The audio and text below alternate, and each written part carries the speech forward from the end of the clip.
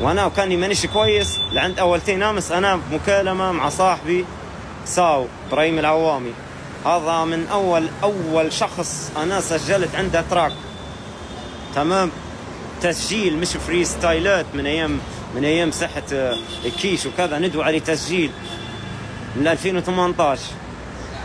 تمام، احسب انت توا في 2026 نحن مازال صاحبي وبالجودة بيه.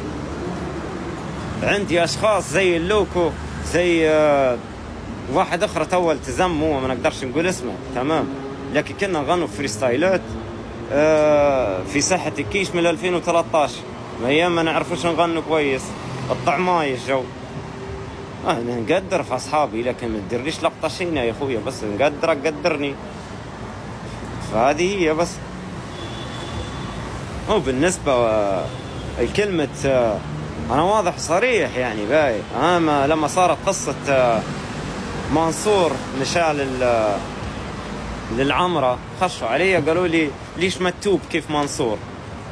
هذا الكلام اللي وصل لي أخوتي، قالوا لي ليش ما تتوب كيف منصور. قلت لهم أنا قبل ما منصور يتوب أنا تبت، وأنا سيبت قبل ما يسيب منصور، ورديت وردني الشيطان في خويط بيف اللي صار بين ميقو وبين عيسى، تمام، وإن شاء الله ربي يهديني.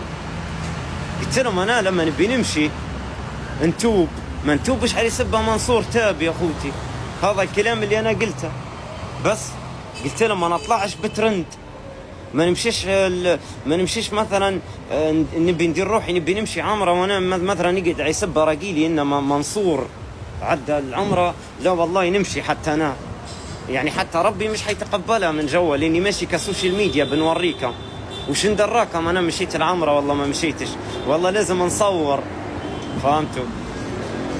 طلع اخونا هذا اللي امسي مسيب، تمام، انا بنسميه امسي بنسيب باي، طلع قال نوري يزرط في حبوب، نوري عليه قضايا، ونوري هارب، ونوري ينغص فيه.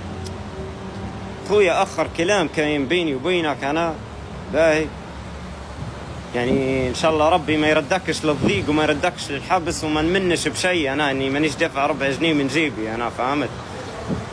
انا طلعت يا خويا ومعايا شباب طلعوا كذا ووصلنا صوتك، تمام، للقيادة، فهمت، وتدخل فيها 20 وتحاور مع الحكومة التونسية باش انت يعني تطلع يا اخي وتروح لهالك، فهمت. وليبيا كلها عارفة الكلام هذا يا شقيقي، فهمتني. شن بيني وبينك انا، ما فيش بيني وبينك اي مشكلة.